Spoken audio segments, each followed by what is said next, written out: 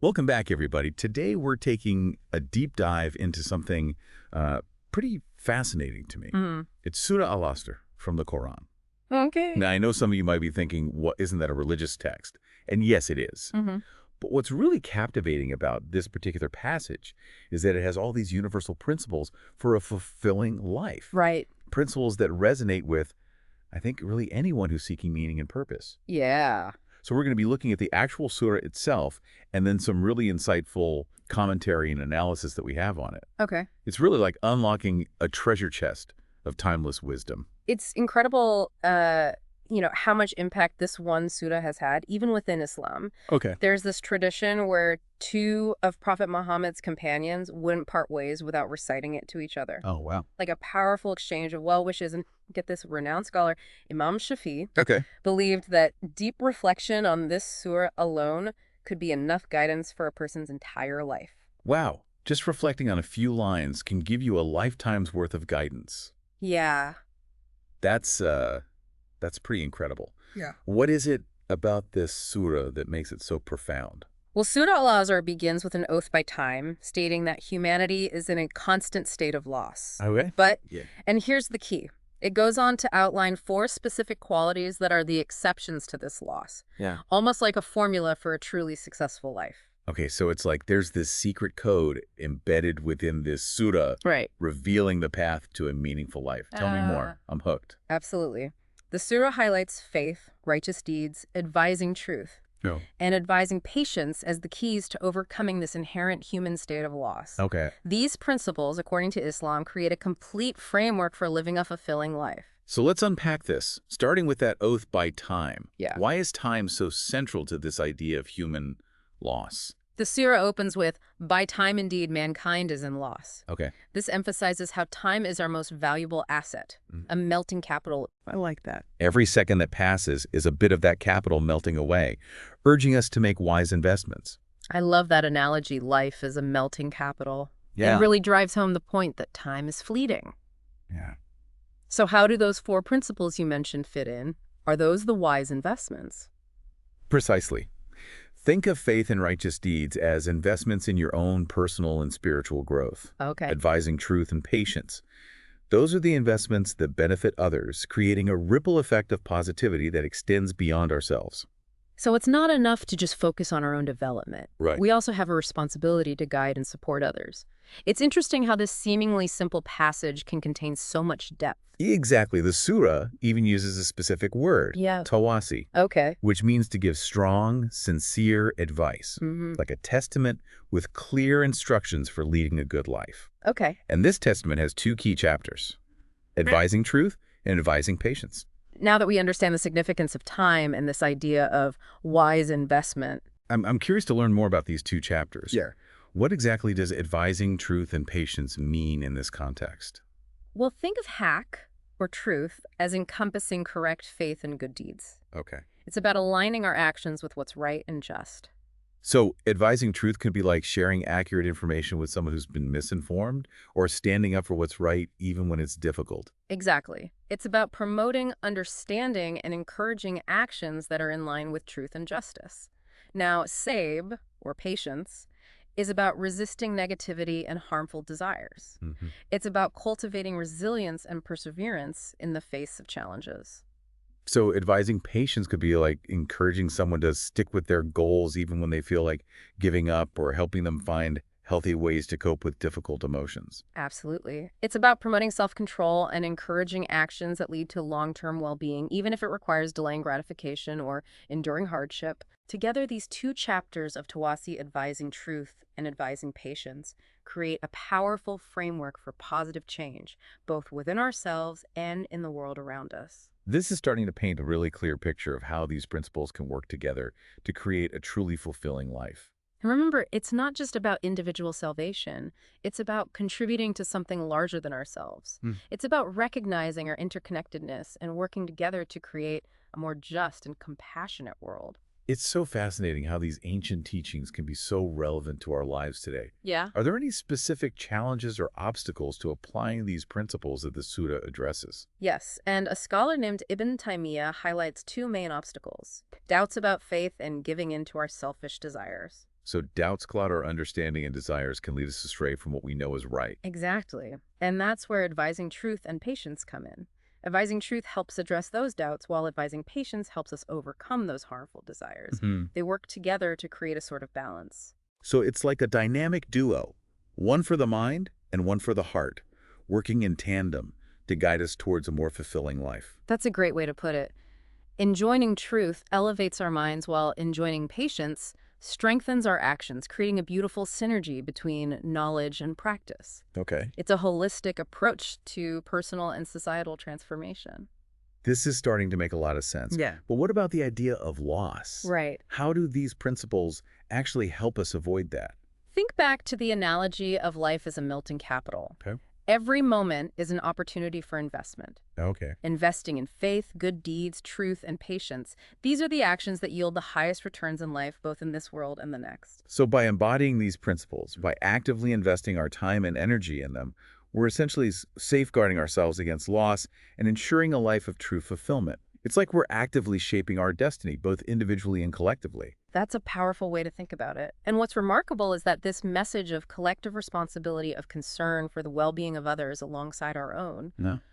resonates beyond religious boundaries. It's a call to action, urging us to be mindful of our impact on the world and to strive to make it a better place. This is giving me so much to think about already. It's really challenging me to consider how I'm investing my time and energy and how my actions are impacting those around me. And that's just the beginning. We've only just scratched the surface of Surah Al Asr's profound wisdom. I can't wait to dive even deeper. But for now, I think we need to let this all sink in for a bit.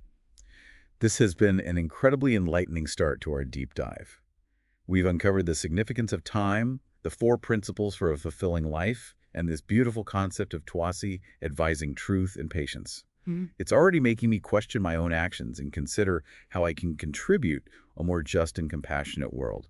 And that's precisely what makes this surah so powerful. It's not just about theoretical knowledge. It's a call to action, an invitation to live our lives with greater intention and purpose. I'm really looking forward to continuing this discussion in our next part. Me too. We'll be back soon. Sounds good. See you, Fair. Hey.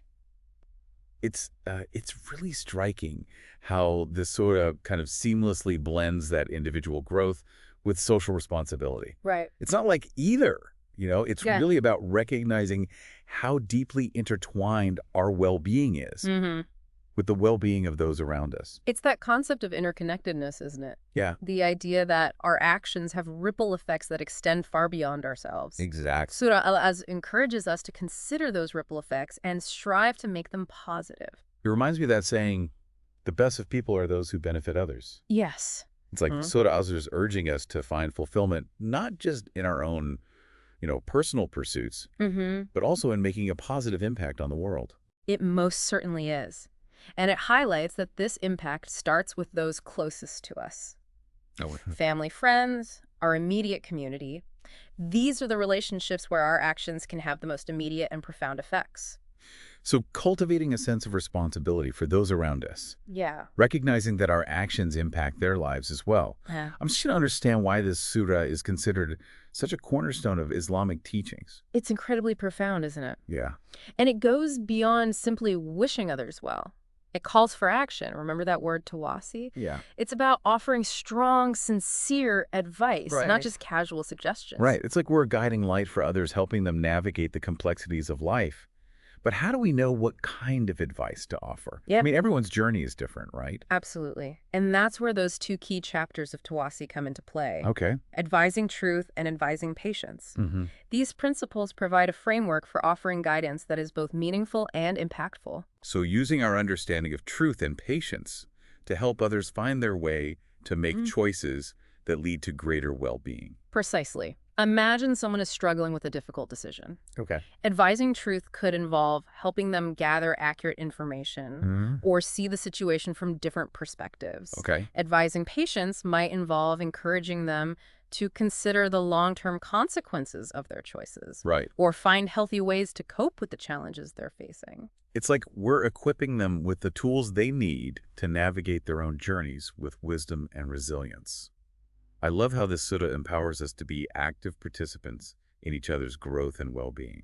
And remember, it's not just about the words we speak. Yeah. It's also about embodying those principles ourselves. Right. Actions speak louder than words, and when we live by the principles of faith, righteousness, truth, and patience, we become living examples for others to emulate. So it's like a chain reaction of positivity, Mm-hmm. each act of guidance inspiring another. That's a beautiful way to put it. And it highlights how even small acts of kindness and guidance can have a ripple effect that extends far beyond our immediate circle. This is really making me think about how I can be a more positive influence in the lives of those around me. Yeah. It's not just about grand gestures or elaborate speeches. Right. It's about those everyday interactions where we can choose to embody these principles. Exactly. It could be as simple as offering a listening ear to someone who's struggling, sharing a piece of knowledge that might be helpful, Yeah. or simply offering a kind word of encouragement. Every interaction is an opportunity to make a positive difference. I'm really starting to see how Surah Al Asr offers a blueprint, not just for personal growth, but for creating a more just and compassionate world. Yeah. It's like it's calling us to be architects of a better future. One act of kindness, one piece of wisdom at a time. And that's precisely what makes this sutta so timeless and universal. Yeah. Its message transcends cultural and religious boundaries, offering wisdom that can benefit all of humanity. It's incredible how these ancient teachings still hold so much relevance today, Mm-hmm. in a world that can feel so divided and chaotic. Yeah. It's reassuring to know there's this timeless wisdom pointing us toward a path of unity and compassion. It's a reminder that what truly matters hasn't changed: faith, righteous deeds, truth, and patience. These are the values that have guided humanity for centuries, and they continue to offer a compass for navigating the complexities of our modern world. Thinking back to that concept of life as a melting capital, Mm-hmm. it makes me wonder if these acts of guidance and support, if those are also investments in our own capital. What a fascinating thought, and I think there's definitely truth to that. Every Right. time we extend kindness, offer wisdom, or lend a helping hand, we're not only enriching the lives of others, but also nurturing our own souls. So it's like we're compounding our returns both spiritually and in terms of the positive impact we're making on the world. Exactly. And that's the beauty of Surah Al Asr. It shows us that our individual well-being is deeply intertwined with the well-being of the collective. When we invest in others, we're ultimately investing in ourselves and creating a more harmonious world for all. This is really shifting my perspective.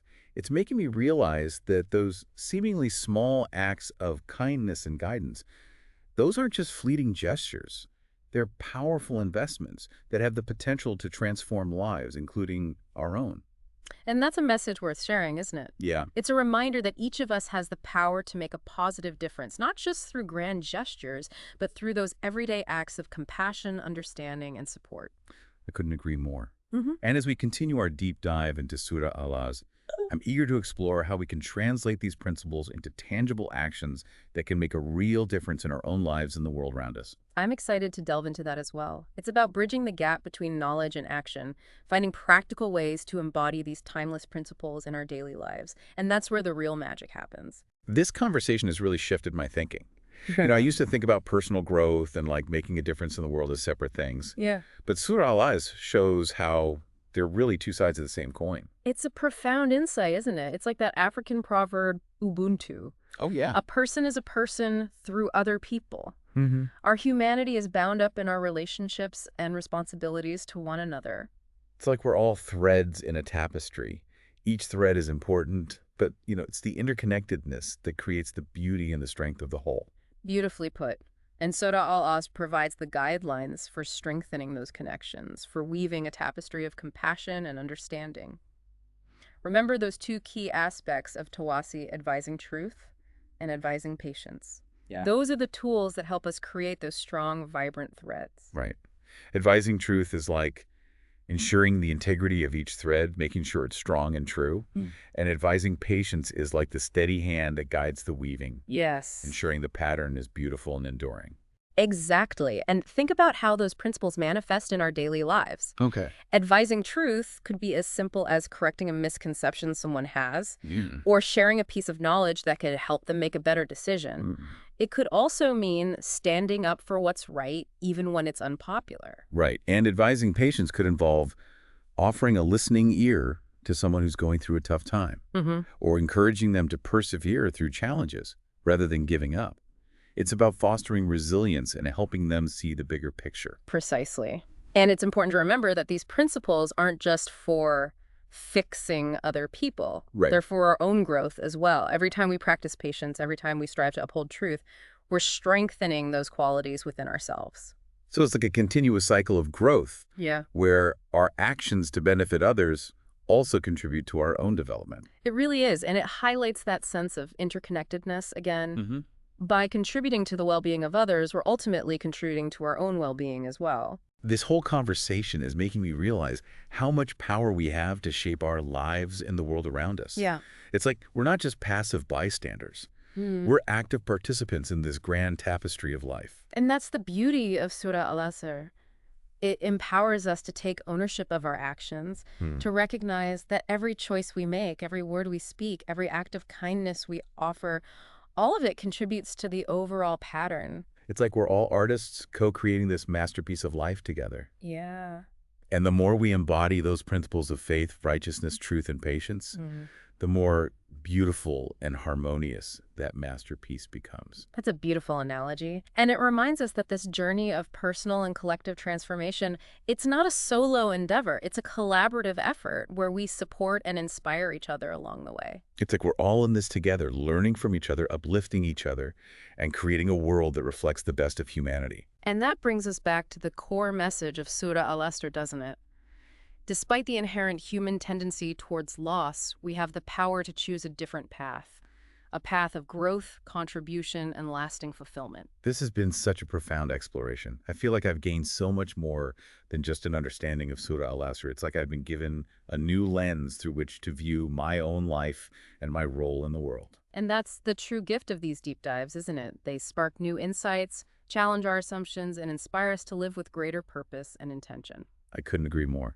And for those listening, we encourage you to take some time to reflect on the message of Surah Al Asr.